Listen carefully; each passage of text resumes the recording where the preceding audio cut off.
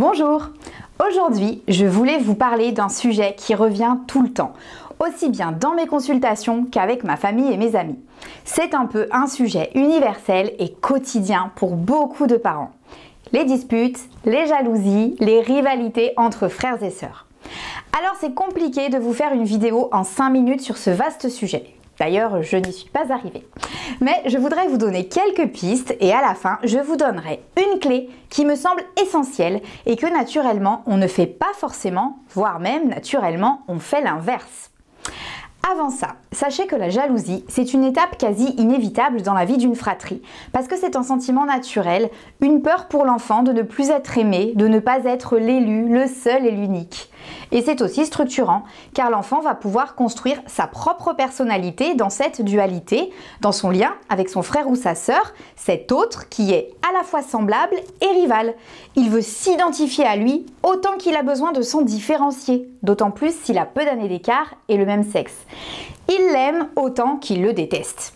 C'est dans cette ambivalence, qui est à la base de toute relation humaine, que l'enfant va pouvoir se construire lui-même, différencié de l'autre, et aussi faire le deuil de sa toute-puissance d'enfant roi. Donc cette jalousie, il ne faut pas chercher à l'éviter, à la nier ou à la condamner, mais au contraire, à la reconnaître et à l'accompagner. C'est la première chose à faire.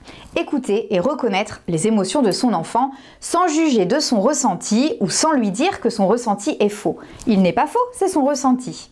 Donc questionnez-le. Tu as l'impression que je préfère ton frère? Qu'est-ce qui te fait dire ça?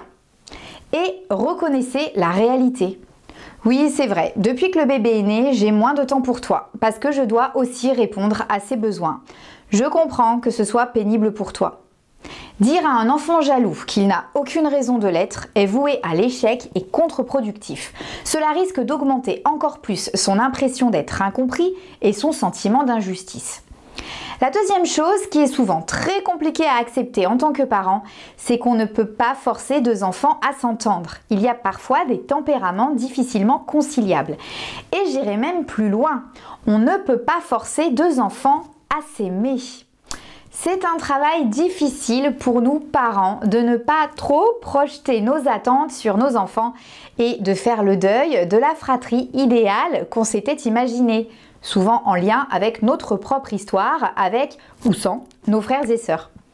Plus vous mettrez une pression à vos enfants pour qu'ils jouent ensemble, qu'ils s'entendent, qu'ils s'aiment, plus vous allez alimenter leur rivalité. Le message à leur transmettre, c'est plutôt de leur dire qu'ils ne sont pas obligés de s'entendre, ni même de s'aimer, mais que par contre, ils sont obligés de se respecter. Parce que vous êtes une famille, vous vivez tous ensemble et chacun a sa place. S'ils ne s'entendent pas, ce n'est pas grave, tant qu'ils se respectent, chacun sa vie. Et vous verrez que lorsque vous lâcherez cette injonction à bien s'entendre et à s'aimer, il y aura de grandes chances pour qu'ils s'entendent mieux et qu'il y ait moins de conflits. Troisième chose, en cas de conflit justement, évitez de chercher un coupable, de prendre la défense de l'un ou de l'autre. Bien sûr, vous intervenez en cas de violence physique ou verbale, vous rappelez les règles, si besoin vous les séparez, mais sinon, laissez-les eux-mêmes expérimenter les désaccords dans la relation à l'autre. La fratrie, c'est le lieu pour apprendre à s'ajuster à l'autre. Ça prend du temps, mais ça demande de s'y confronter. Donc, n'intervenez pas trop vite, et si vraiment la situation s'envenime, intervenez, non pas dans le but de trouver un coupable, mais dans le but de les aider à trouver leur solution. D'abord, laissez 1 minute à chacun le temps de s'exprimer. Déjà, rien que le fait de poser et de valider les ressentis de chacun peut suffire à apaiser les choses. Toi, ça t'a énervé parce qu'elle t'a arraché ton jouet des mains. Toi, tu voulais qu'il te le prête parce que ça fait longtemps qu'il jouait avec et que ça te faisait envie. Ensuite, aidez-les à ce que chacun reconnaisse sa part. Moi, j'aurais pas dû lui arracher le jouet des mains. Moi, j'aurais pu lui prêter parce que ça faisait longtemps que je jouais avec. Et là, vous les aidez à formuler leurs propres solutions, leurs propres compromis, quel petit effort chacun est prêt à faire pour que ça se passe mieux. Bref, soyez médiateurs dans leurs conflits, mais pas juges. Vous pouvez aussi leur transmettre ce message. J'ai l'impression que c'est difficile entre vous en ce moment. Je ne peux rien y faire, c'est vous qui décidez de vous entendre ou pas. Moi, je vais plutôt me concentrer sur la relation que j'ai avec chacun d'entre vous, parce que c'est la seule sur laquelle j'ai un impact. Ça, c'est un message important à faire passer, surtout si vous êtes l'enjeu des rivalités. Ce qui en fait, au fond, est toujours le cas. Derrière un objet, c'est l'amour de maman et papa qu'on se dispute et qu'on se jalouse. Troisième chose, on le sait tous, mais on a du mal à l'appliquer au quotidien. Évitez de comparer vos enfants. Dépêche-toi, ta sœur elle est déjà prête. On s'en fiche que sa sœur soit déjà prête. On l'aide juste à se concentrer pour que lui soit prêt. Inutile de pointer les défauts ou les difficultés de l'un en comparant à son frère ou à sa sœur qui ne les a pas. Là, c'est vous qui créez une compétition et une rivalité. Mettez plutôt en avant les atouts, les spécificités, les points forts de chacun.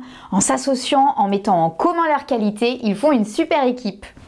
Ce qui m'amène à mon dernier point, qui est pour moi la clé essentielle. Pour ne pas alimenter les jalousies et au-delà de ça, pour aider vos enfants à se construire. Ne cherchez pas à tout faire pareil, à donner la même chose, le même temps, les mêmes objets à chacun. Au contraire, différenciez-les. Je vois de nombreux parents qui, pour convaincre leurs enfants qu'ils les aiment tous autant et pour éviter de créer des jalousies, se contraignent à tout mesurer et distribuer de façon égale et équitable entre tous. Le temps passé, les cadeaux, les compliments, les vêtements, la nourriture. Cela est plein de bonnes intentions, mais en fait, ça provoque l'effet inverse. Car en grandissant avec cette quête d'identique, l'enfant puis l'ado ne supportera pas la moindre petite différence et donc restera bloqué avec cette jalousie. Et puis, pour sa construction psychique en tant que personne avec sa propre identité, il est important que chaque enfant se sente unique et donc différent. En fait, inutile de culpabiliser. On ne peut jamais être complètement équitable, complètement juste. Ce serait nier l'identité de chaque enfant et ses besoins qui lui sont propres. Par exemple, un de vos enfants est malade et doit prendre un médicament qui a un bon goût sucré. Vous n'allez pas le donner aussi à son frère, qui n'est pas malade, juste parce qu'il aime bien le goût et qu'il vous le réclame. C'est la même chose pour leurs besoins. Arrêtez de compter combien chacun a de gnocchis dans son assiette, c'est du vécu. Mais expliquez sans culpabilité qu'ils n'ont pas le même âge, pas la même taille, pas le même poids, et que donc c'est normal qu'ils n'aient pas le même nombre de gnocchis. Pareil pour les petits cadeaux. Peut-être que l'un a besoin de vêtements, mais pas l'autre. Ou que dans le magasin, vous avez trouvé quelque chose de joli pour l'un, mais pas pour l'autre. Donc, n'en achetez pas pour l'autre juste pour faire pareil. Vous achèterez pour l'autre quand il en aura besoin ou que vous trouverez. Pareil pour le temps passé. Ne comptabilisez pas. Il y a des périodes où un enfant peut avoir besoin de plus d'attention. C'est comme ça. Une prochaine fois, ça sera l'autre. Ou peut-être que l'un a besoin que vous passiez 5 heures par semaine avec lui pour les devoirs, mais pas l'autre.